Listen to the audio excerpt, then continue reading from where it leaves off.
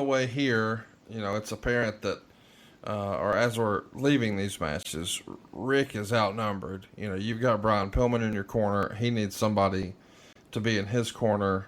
And we see Rick consistently start begging Sting to be his partner and have his back against you and Brian Pillman. And, of course, many times Sting refuses. And finally, he agrees to help Rick. And he's got an interesting moment when this happens because Rick has a bunch of kids in the ring with him. And he's trying to sort of appeal to Sting's little stingers. And Sting agrees to be Rick's partner, but says, hey, if you betray me again, I'll leave you for dead. So, of course, we know what that means. Absolutely no! Bottom line, period! You want to tell me no? Well, we'll accept that right now. But why don't you watch this for the next minute? Send him out, please. Send him out. Send him out. Come here. Come here. Come on, kids.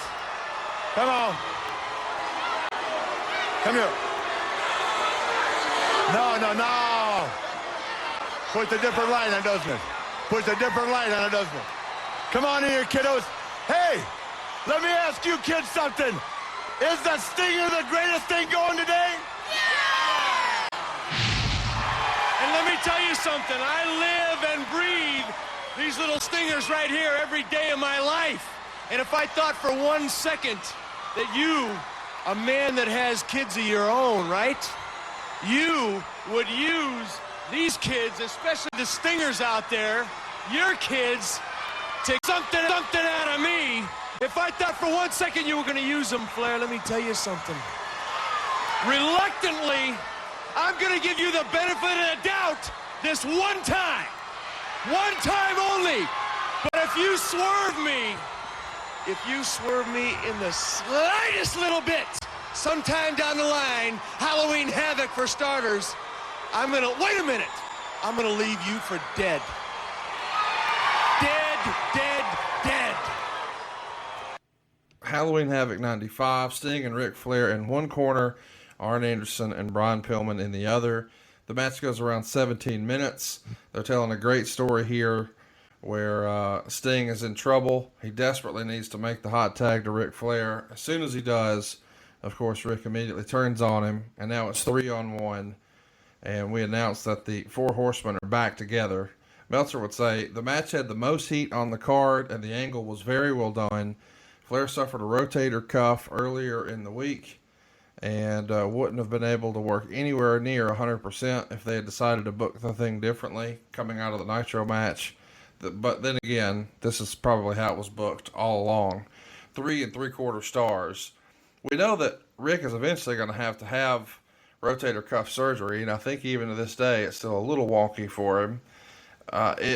Was this, as far as you know, always the creative to just get to Halloween Havoc and then have Rick turn on Sting, or had he not been injured, do you think that could have been worked a little differently? No, I think the timing was okay. Using kids, to sucker Sting in and kind of put him on the spot, that's a pretty shitty thing to do. As I'm sitting here picturing in my head, I love it all over again. It's a pretty rotten thing to do. And you put Sting on the spot, he about has to say yeah. So, and in those days, nothing we would have done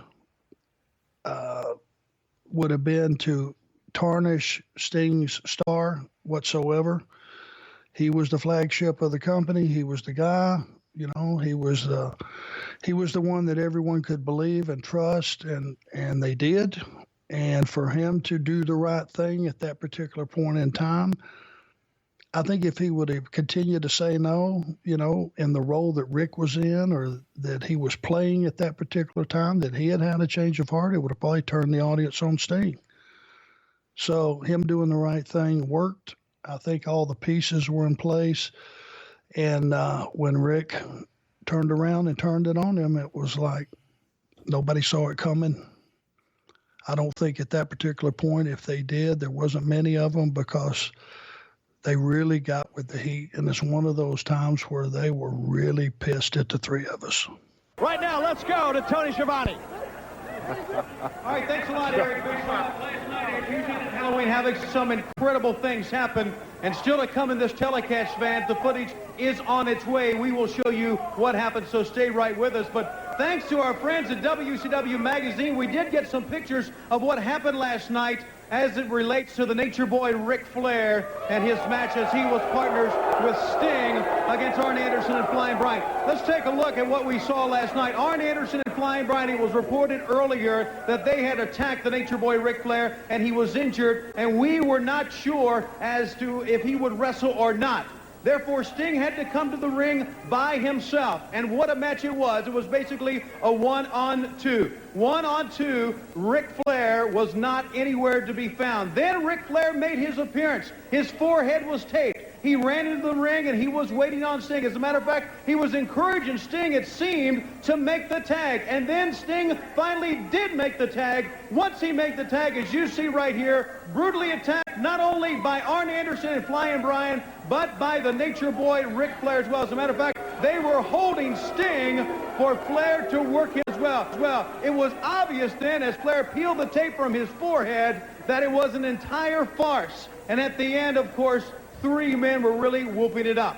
And with that in mind, let's bring my guest at this time, right here to Dayton, Ohio, live, the Nature Boy Ric Flair, Flying Brian, and Arn Anderson.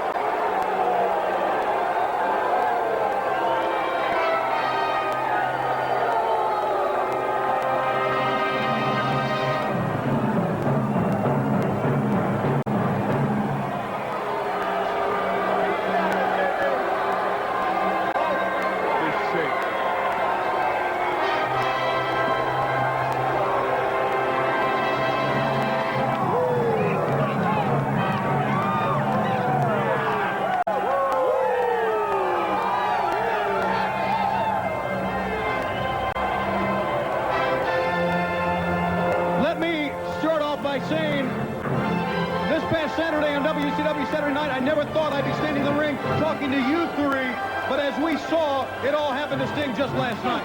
It was a thing of beauty, Tony. The Stinger, he fought for his life. He gave everything he had, and then he hit Slick Rick with the tag. Nature Boy came in, styling and profiling, and then he cut Sting's throat. The carnage that ensued has brought us one step closer to this, the symbol of excellence. Some people call us a gang. Some people call us a militia. We call it a dynasty. The greatest team on the face of God's green earth. Tony Schiavone, for 2 years now, everywhere I've gone, everybody's asked me the same thing. When are you going to put this back together? And I told them, be careful what you wish for. You just may get it. Now, Sting, do not hold your head down in shame. You did the impossible. You were more man than we ever believed. You fought two of the Horsemen for 10 minutes. But pure mathematics and the law of physics will tell you it can't be done. So we all find ourselves today with our hand going into that familiar cramp. There's now 3, soon there'll be 4, and you know what that means. Tell them, Nate. And brother, doesn't ever feel good.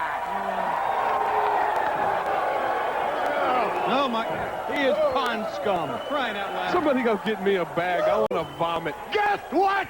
Guess what? We're back. We're back. And whether you like it or you don't like it, learn, by God, to love it, because it's the best thing going today. Sting, you're like a lot of women we deal with every day. We're going to tell you what you want to hear. We're going to do what we want to do. And if you don't like it, if your friends don't like it, next Monday night on Nitro, the Horsemen will be in town, ready to go to work. Woo! And we'll have more after this on Nitro. Oh, my God. Will you